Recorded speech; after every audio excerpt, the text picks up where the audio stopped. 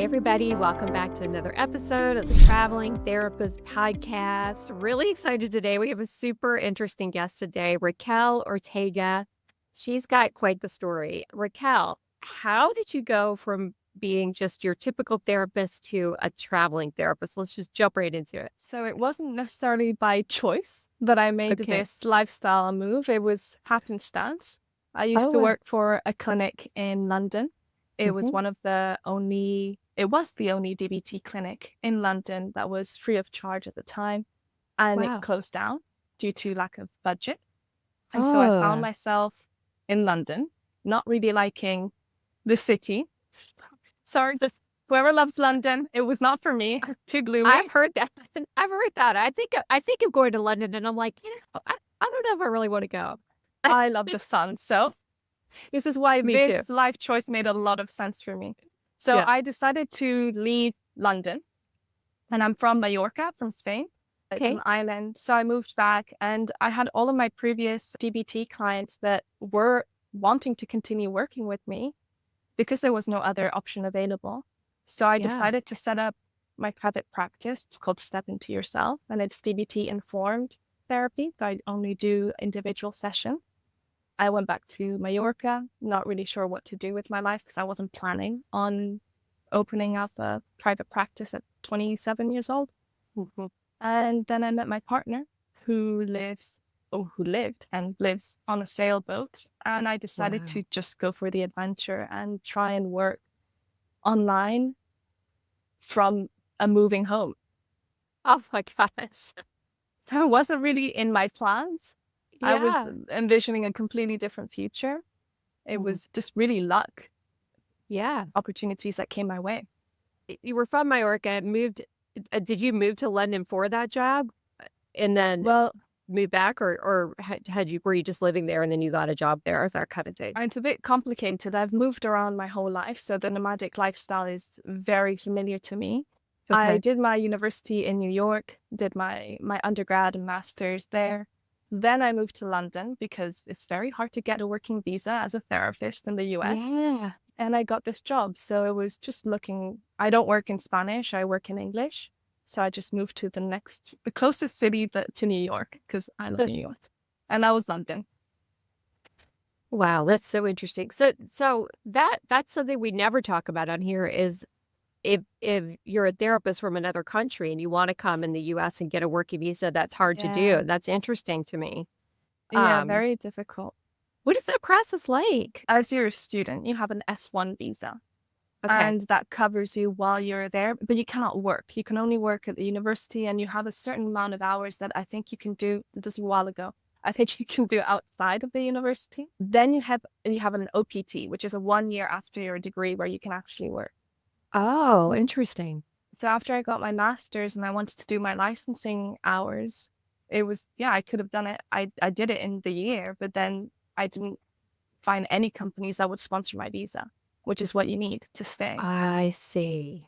So I basically got my education in the US and then left. Oh my gosh. So I haven't been able to practice there. That is so interesting. Oh my gosh. Yeah. So could you get licensed in New York or wherever if you wanted to at this point?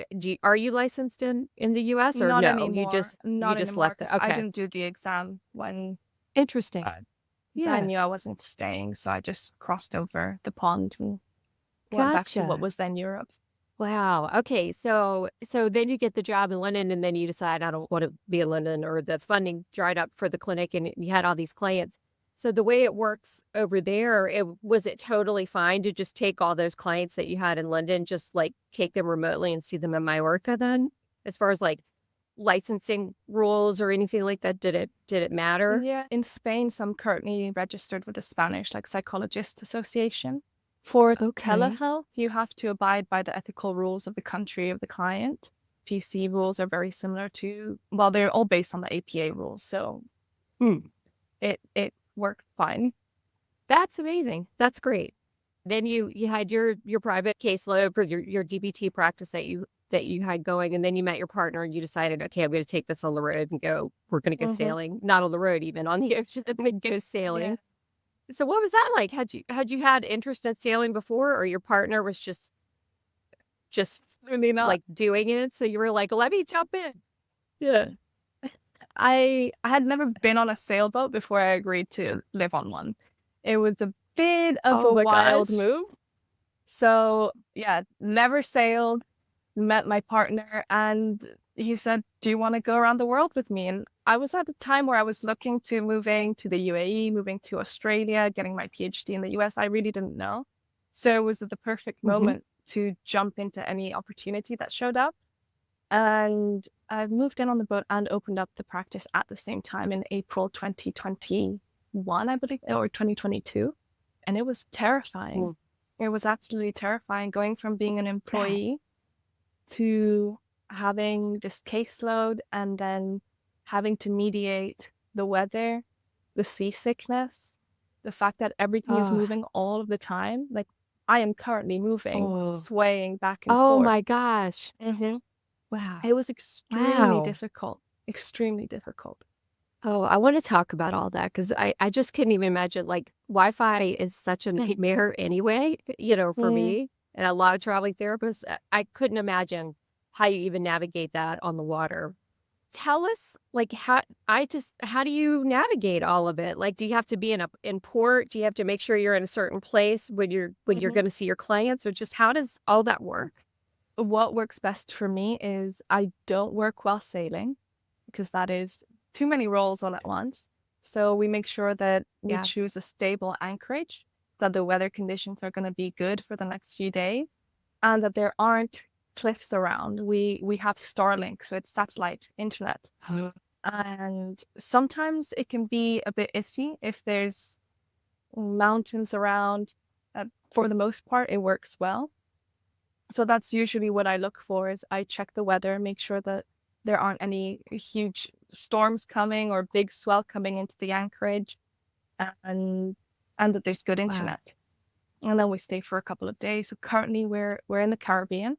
We just crossed the Atlantic Ocean last month. Oh my gosh, you did? Yeah, so that's another added layer is, try to progress Wow. in my career and also trying to move westward and Mhm. complete this trip around the world. Oh my gosh. So you guys really are going around the world. That's the plan? That's the plan. Yeah. Wow. Where did you start? Like, where have you been? I'm just so curious. I'd love to see like a map of like where you go or where you Yeah, ported, like all I of can that. maybe send you one. I'd love to see that. Huh? So if you imagine Spain and then you Yeah. imagine the three little islands towards the east. I'm from one of Yeah. those. And Okay. we spent a summer doing all of those islands, trying to see if I even did like sailing. So we spent a Wow. summer there, and then we exited Gibraltar into and went to Okay. Portugal, where we spent a winter there. And we quickly realized Wow. that the old boat we had was way too small and really was not conducive to this type of work. And my partner's a software engineer, so really he can work from a hammock. But Yeah. as you know, we can't work from hammocks, right? So Right. Well, we could. I don't know. Our clients would like it, but we could. the first challenge was, okay, we need to change boat. We need a bigger boat that Okay. can satisfy the needs that we had. So we went looking for Yeah. another boat. We found one in southwest France. So we Wow. sold the boat, left everything in Portugal, went to pick up the new boat, sailed all the way down back to Portugal and Lagos with the Algarve. And Oh it my was a gosh. nightmare because I don't know if you've heard orcas that are currently attacking sailboats. No. So orcas, this is a race against time. We were working full time, sailing in the Ah, afternoons, trying to oh, basically race against time because the orcas were moving up the coast of Portugal. We were moving south, and we didn't want them to attack our boat. We had just built it. So it was a very, very stressful time racing against the orcas. We passed really, really close by, but luckily they didn't notice us. And then we did that our must have been first so crossing. scary. And we were constantly on watch, just on all of the Telegram channels, watching for orcas. And so that's one challenge of working on a sailboat. You have to beware of the of That's weather pretty and big. animal. And then we did our Oh first my crossing. gosh. I never even would have thought of that. I never would have Yeah, thought of that, the orcas. You neither had did to worry I. about them. Oh my gosh. Were you scared? I would have been so Um, scared. it was more nerve-wracking than scary, and Yeah. we were so in it, just working full-time and sailing part-time, that I don't think we had a lot of time for fear, but we Mhm. tried to be really ready. Yeah. So there were a few Yeah. things that you can do. You can like throw sand in the water, and apparently it disrupts their sonar so they don't attack you. We didn't have to try anything out because they Whoa. didn't come towards us. But yeah, there's a lot of boats that are being hit. That is crazy. After we get off here, I'm gonna go read about that. I've never even heard of that. Oh my gosh. So when you say bigger boat, like how big of a boat is working for you two? Because it's two of you, Yeah. you're having to live on this thing, you're also having to work. Like Hmm. my boyfriend and I, when we're both working, we always get a 2 or 3 kind of bedroom place to make sure we have Yeah. room to be, separated when we're trying to work and stuff. So I'm just curious, like, Hmm. about the boat and everything. There is never enough space on a boat. But Mm. currently, this format works. It's 43 foot or 13 Okay. meters, and it's got Wow. 2 cabins. So one cabin is my office, and then the other person, usually my partner, works outside or in the other cabin or in the saloon. That is so neat. So you said something there, like we were gonna see if I even like sailing. How Yes. is it? Do you like it? Like I know there's gotta be like pros and cons. Like maybe we Yes. could talk about that a little bit and where you Hmm. are with it. It's been 3 years, and I can just say now, as of very recently, that I do love this lifestyle. Okay, So it was a nice. very long process. Mhm. First of all, not really understanding what the pros even were. Everyone was talking about, oh, this lifestyle's amazing, being on anchor and exploring. And I suffered from really, really bad seasickness. So the Oh only thing I yeah. could see was my body is hating this. My body is Oh, rejecting yeah. this. Why am I here? Mm-hmm. Yeah. And so that was really Yeah. difficult. And leaving land was, I grieved it. I grieved land, and I grieved the friends and the hobbies, because you don't have access to the hobbies that you're so used to doing. So it was a process Yes. of really tolerating distress, really tolerating uncertainty, and sitting with, what do I really want? Why am I doing this? And really just observing what I was going through without trying to touch it too much. And Yeah. it has been a constant moving towards fears and overcoming them. From the first moment we Yeah. sailed, I don't know if you've ever been on a sailboat, but when there's a bit of wind, Like it twice. moves, Yeah. it heals, right? So it moves to the side. And the first time Oh, that happened, do you imagine a cat going into a bathtub and hating that? That was basically me. yeah. I Oh my gosh. was so Yeah. scared of it. Now it's great. That is I scary. understand how the boat works. I understand that I do have a sense of control and I can make choices. But when you don't know Mm. anything, that you don't even know, it's not even in your awareness what is in your control, what isn't, then the only thing you see Yeah. is the fear and the uncertainty of it. I can hear the DBT therapist in you when you're Oh, talking really? about that, just yeah, Acceptance and change.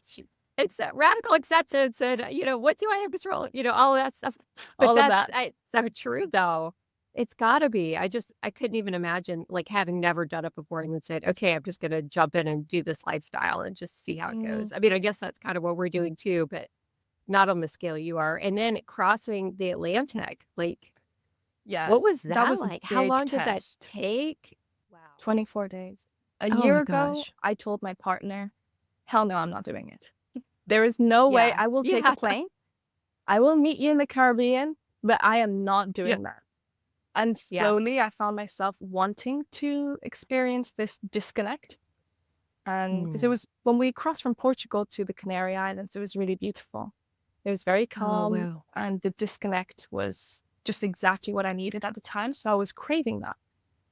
Mm. And this crossing was different. First of all, it was much longer, and the preparation Mhm. was exhausting. Having to account for Oh feeding, my gosh. 4 mouths to feed during 4 weeks, having enough water, having enough fuel, having enough medicine, and then having enough things to carry you when you arrive in the Caribbean, because everything's so expensive here. So that was Mhm. exhausting. And getting the boat ready was Yeah. exhausting. and we left. The first week is always about finding the rhythm of the waves, the rhythm of night shifts, because someone has to be on watch all the time. It's like you're driving, right? So you have to look out Yeah, for I was wondering about cargoes. that. Like, what do you do? If Yeah. someone's awake, someone's always awake and on night shift. Wow. Yeah, Oh so my having to get gosh. used to that and the Did, exhaustion of did, sailing as well. Go ahead. oh my gosh. Yeah, I couldn't even imagine. Did you say 4 mouths to feed? There's Yeah, so 4 we of you had on the boat? crew. No, there's two, but Oh, crew. yeah, Oh, to go across. I if see. it's two of us, that means that we have long shifts, right? And we would Yeah. never see each other. So that was Yeah. my condition for the Atlantic crossing. I said, if I'm coming, there has to be crew so that if anything happens to him, there's other Mhm. people that can help take care of the boat. Oh my gosh. That's so smart. Yeah, I was just like imagining just the two of you like crossing the ocean, just, Yeah, taking shifts. Like, oh my gosh, that's no, amazing to that me. was too scary for me. So we left Yeah. with crew, and it went really well. It was very interesting because there was no fear. That was my greatest fear, is that I would be terrified the entire way. Yeah. You've got 4-meter waves. I don't know how much that is in feet, but it's pretty Ugh, big. And sounds you never big. really know. Yeah, it was. We hit a storm, and we Oh kind my of had to stop gosh. in the middle of the ocean and wait it out. And even throughout that, it wasn't scary. So that's why I can now say that I like this lifestyle, because I went through the worst thing that I could have possibly imagined, which was a storm in the middle of the ocean. I survived it. So I'm reaping Oh my the gosh. rewards now. That is amazing. Oh my goodness. Wow. So on the sailboat, is it literally you're dependent on the sails, or is it also one where you can like kick in a motor if you have to, like if you Yeah, need we've to? got an engine as well. You've got an engine. Okay. Yeah. Okay. Oh my goodness. Wow. We have to, for long crossings, you don't have enough fuel to cross the entire ocean. So you have to be Mm. conscious of that. Oh my gosh. Wow. And the crew, are they just expert sailors that y'all pick up, the people that just do this all the time and they sail They with were people across the ocean? family and friends. So one of them was Oh, a okay. complete rookie, had no prior sailing experience, and the other one had been in the French Navy, so she had the basics of sailing. Oh my goodness. Oh my gosh. So do you like pay them to do this, or are they like, we'll just go because how cool is that to cross the ocean? Is it that kind of No, thing, or is it they were like, you? we're gonna go. We shared costs of food and water, and I think some people do pay crew if it's a professional crew, but Yeah. usually there's a lot of Okay. people looking for boats, and the costs are shared usually. hmm Gosh, I just have 1,000 questions about this.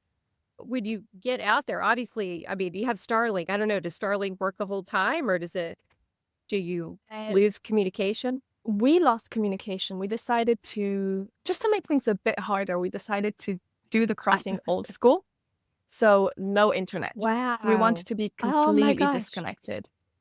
Yeah, so we didn't have a live weather forecast. We had, through a little device, we got some weather information. It wasn't as reliable as if you're looking on the internet. But you can have Starlink all the way. It's just a different Okay. subscription.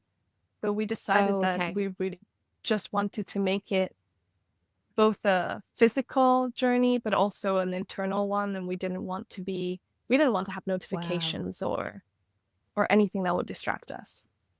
Oh my gosh, that is so cool. So it took you 24 days, or that's how long it takes for somebody to cross usually? Took us. It depends on the boat. Oh, Some, I I guess think, that makes sense. Yeah. yeah. Wow. So it took Oh my us 24 gosh. days, which is pretty average for a boat our size and this model. So what do you do with your clients? Do you tell your clients, are you like, hey, I'm going to be sailing across the I ocean, so I'll see you in like a month, or like, how do you manage I all that? did. I You did. did. In the beginning, when I first moved into the sailboat, I felt a lot of resistance with sharing with clients that I was in this lifestyle and living on a boat. And I've slowly gotten used to sharing it, because I mean, God forbid, touch wood, But if someone crashes into us and I'm in the middle of the session, I'm going to have to Oh, yes. explain. Yes. So, and there's a DBT metaphor with boats. So I try to weave it in and make it, less of a self-disclosure, but also a moment to practice DBT. But I did prepare my clients for my leave. I was away for 1 month. So I told some of my clients 6 months ahead so that they could start preparing. Nice. And I was trying to mediate the uncertainty of it, because you can't say, I'm going to be back on the 23rd of December. It really depends on the wind. So going away in an open-ended, this may take 3 weeks, this may take 5, and you can't contact me. There was a lot of preparation for that. Everyone survived. Yeah, everybody was fine. But they usually are, right? Yes, exactly. That's great. So 6 months in advance, there's no way to contact me. I guess maybe you had another therapist on call if they needed to reach somebody and needed help, that kind of thing. Yeah. Mm-hmm. Wow, that is incredible. Gosh. And were they all pretty on board with it, or did you get any pushback from your clients? No pushback, actually. A little bit of anxiety and worry for my safety. So that was an interesting work moment. And so I just gave basic safety devices that we had, and then the anxiety went away. So no pushback, just curiosity. And I bet they were like, tell me all about it. I want to hear. It's always difficult once you get those questions. Yeah, I bet. Like, let's talk about you instead. Yeah. Exactly. So what is the DBT sailboat metaphor? I'd love to hear that, just, out of my own curiosity. So I don't know if it is a DBT metaphor, but we used to use it all the time in the clinic, which is we're on a little boat, right? There's the client, there's a therapist, and we're trying to get from A to B. Marsha Linehan says that to get out of hell, you have to go through it. So we're on this boat and we're going through hell. And at times it's going to be the client rowing the boat and the therapist will be cheerleading. Sometimes the therapist will have to help row. Sometimes the therapist will be outside of the boat and just looking. We're trying to go through a storm, and I'm not going to be rowing for you, but the support will be different depending on what the conditions are.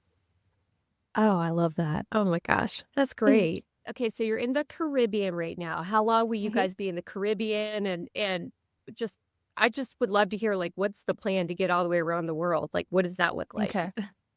So we usually say our destination is Mallorca via French Polynesia.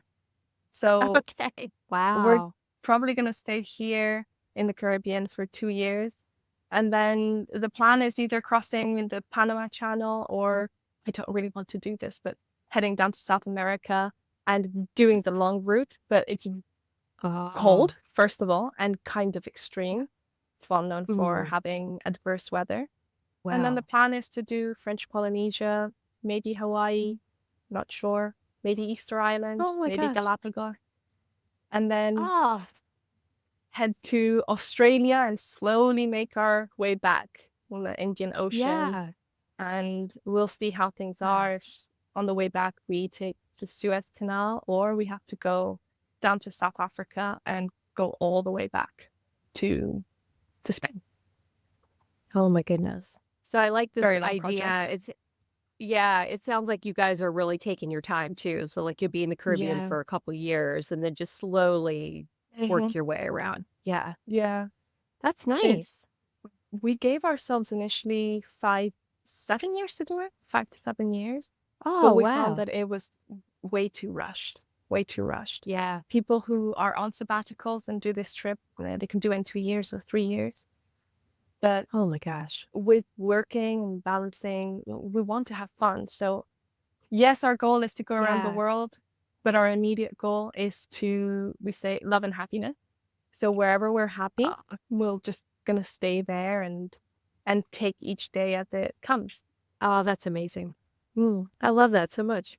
So your boat, is it something you can dock? Like, I guess you could just find a place to dock if you want and go inland. Do you guys ever go inland, or do you always just live on the boat? No, Okay. no. you get cabin fever after a little bit. You have to go to land. I bet. Oh my So gosh. the way we are right now is we're on anchor, and we've got our Okay. dinghy, which is basically our car, which takes us to shore.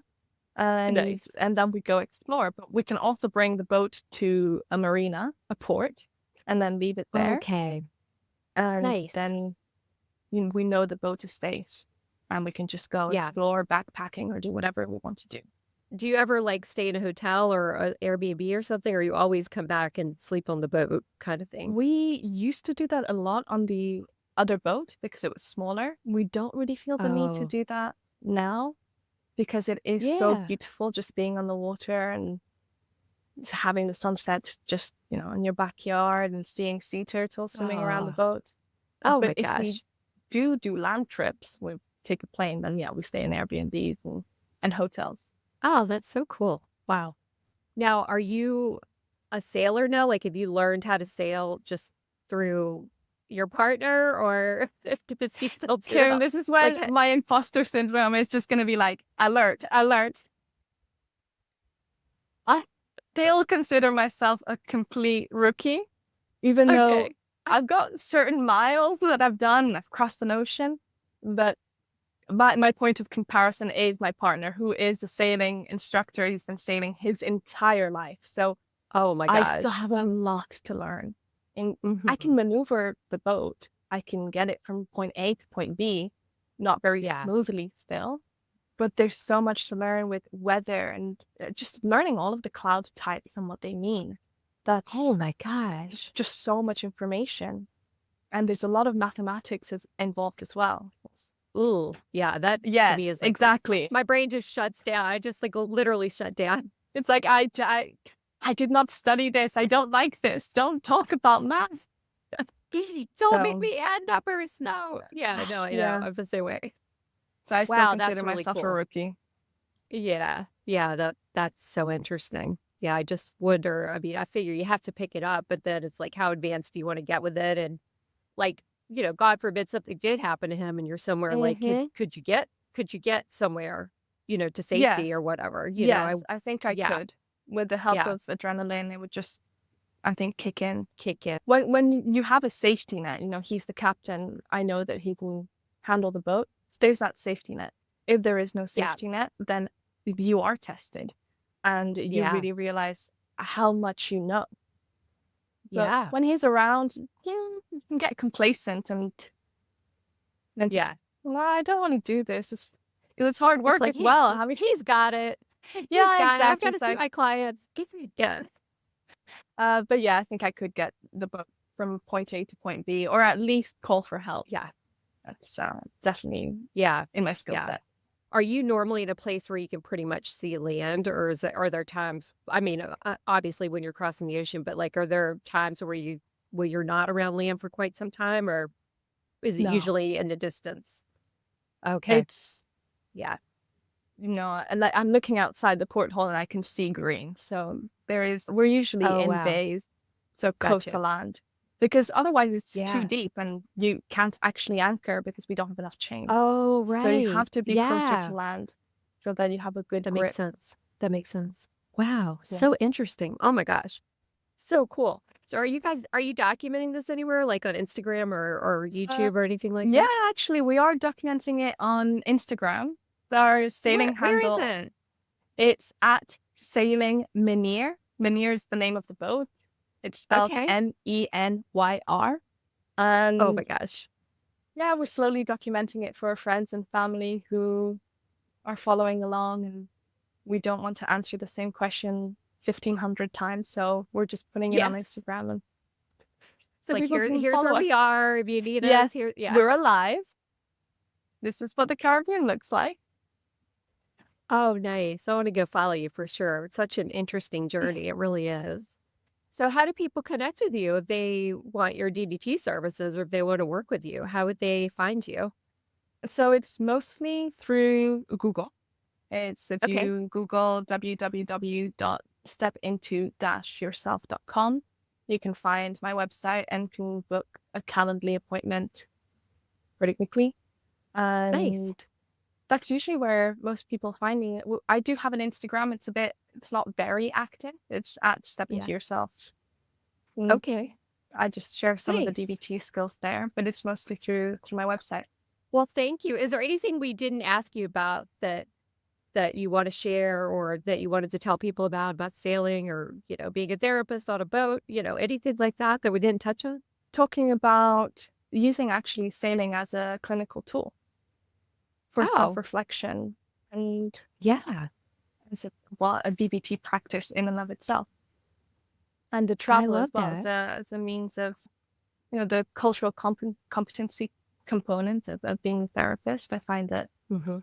this lifestyle really helps broaden horizon and really challenge assumptions that you have that are so Yeah. implicit, right? As our own biases and prejudices. So this lifestyle really makes you face all of this and face yourself in ways that I haven't been able to do on land. And in some ways, even with Mm. supervision, we always Mhm. say a boat is a place where you cannot hide from yourself. You just cannot. Wow.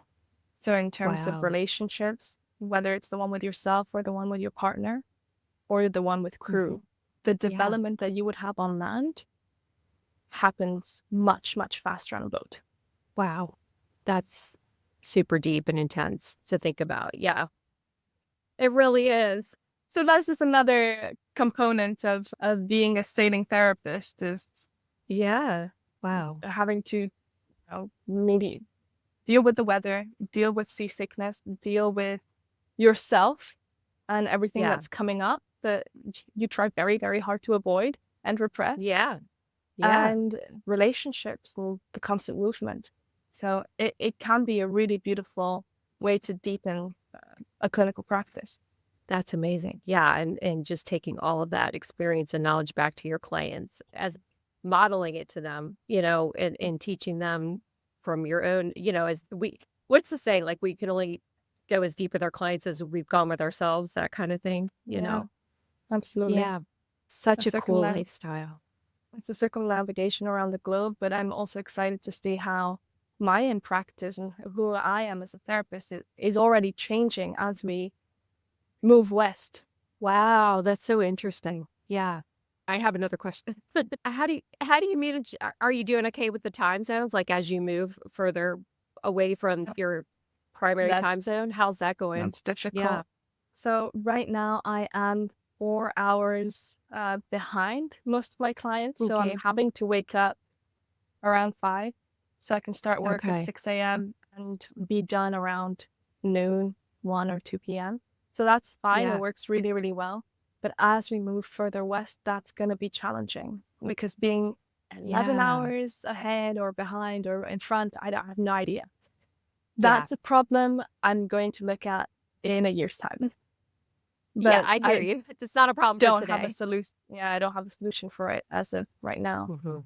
Well, it sounds good that you've got like, you're doing kind of the slow travel. So if you do get in a time zone where you're gonna hang out for a year or something, being able Mhm. to adjust your clients to fit your lifestyle instead of having to stay up at like 3 in the morning or something. Yeah, that's interesting. Because that's a struggle I hear a lot. People are like, "Should I change their appointments or should I change my time?" I think a lot of people worry about that or, especially if you're moving quickly. It's like, "How do I manage that?" It's hard, Oh, like on your nervous system. Yeah. I Mhm. cannot imagine moving quickly from one time zone to different time zones. That Yeah. can be really stressful. So Mhm. that's why we're choosing slow travel. I mean, we cannot travel fast anyway with a sailboat, so Yeah. it's not necessarily also a choice. But it does Mhm. help in that regard. Yeah. Yeah. Wow, so interesting. Well, thank you so much for taking the time today to share your story. It's so amazing.